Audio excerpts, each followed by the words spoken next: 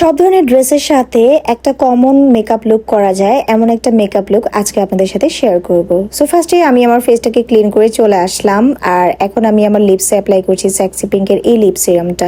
এটা আমার খুব পছন্দের একটা লিপ সিরাম, কারণ এটা অ্যাপ্লাই করার পর লিপস্টিক খুব সুন্দরভাবে বসে আর লিপসও কিন্তু ড্রাই হয় না। যাদের লিপস অনেক বেশি ড্রাই হয়ে যায় তারা এটা অ্যাপ্লাই করে দেখতে পারেন, বেস্ট একটা রেজাল্ট পাবেন।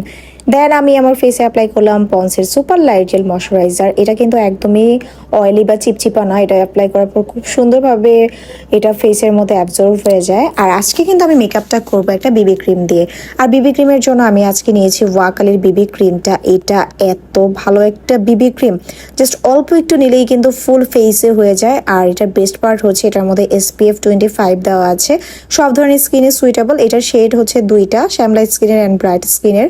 আমি খুব সুন্দরভাবে আমার ফেসে এটাকে ব্লেন্ড করে নিয়েছি, আর দেখেন কি সুন্দর একটা কভারেজ চলে আসছে অল্প একটু বিবি ক্রিমে।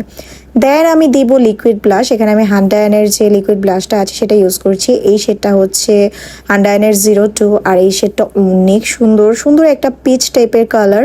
আর আমার কিন্তু হান্ডায়নের এই লিকুইড ব্লাশগুলো অনেক অনেক বেশি পছন্দ।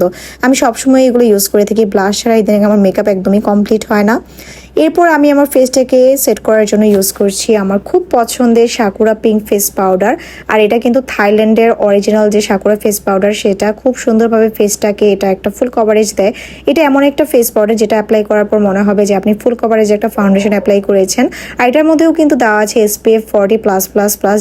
এতে করে কিন্তু স্কিনে সানটেন পড়ার ভয় একদমই থাকছে না, যেহেতু এটার মধ্যে SPF দেওয়া আছে।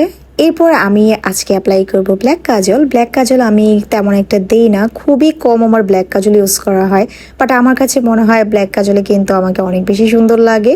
সো যারা ভিডিও দেখছেন তারা একটু কমেন্টস করে জানাবেন আসলে কি আমাকে সুন্দর লাগে ব্ল্যাক কাজলে। সবসময় দেখা যায় আমার হোয়াইট কাজলটাই বেশি ইউজ করা হয়, বাট মাঝে মাঝে মন চায় একটু ডিফারেন্ট কিছু করি, তাই ওদিন ব্ল্যাক কাজলটা অ্যাপ্লাই করি।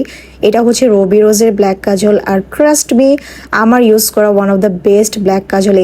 এটা একদমই ছড়িয়ে যায় না আর চোখে কোনো জ্বালাপোড়াও করে না। মাস্কারার জন্য আমি ইউজ করছিলাম লাফেমের এই মাস্কারাটা। এটা স্টুডেন্ট বাজেট একটা বেস্ট মাস্কারা, মাত্র 350 টাকায় পেয়ে যাচ্ছেন। এরপর আমি আমার লিপসে লিপস্টিক দিচ্ছি। কি লিপস্টিক দিচ্ছি সেটা আর দেখালাম না, কারণ আমি আসলে একটা লিপস্টিক কখনোই দিই না, 3-4টা মিক্স করে তারপর লিপস্টিক দিই। এরপর দিব আমার পছন্দের একটা প্যালেট থেকে ব্লাশ, আর ব্লাশের জন্য আমি ইউজ করছি আইমেজিকের ব্লাশ অ্যান্ড হাইলাইটার প্যালেট। এটা এমন একটা প্যালেট যেটা ছাড়া আমার একদিনও চলে না, এত পিগমেন্টেড।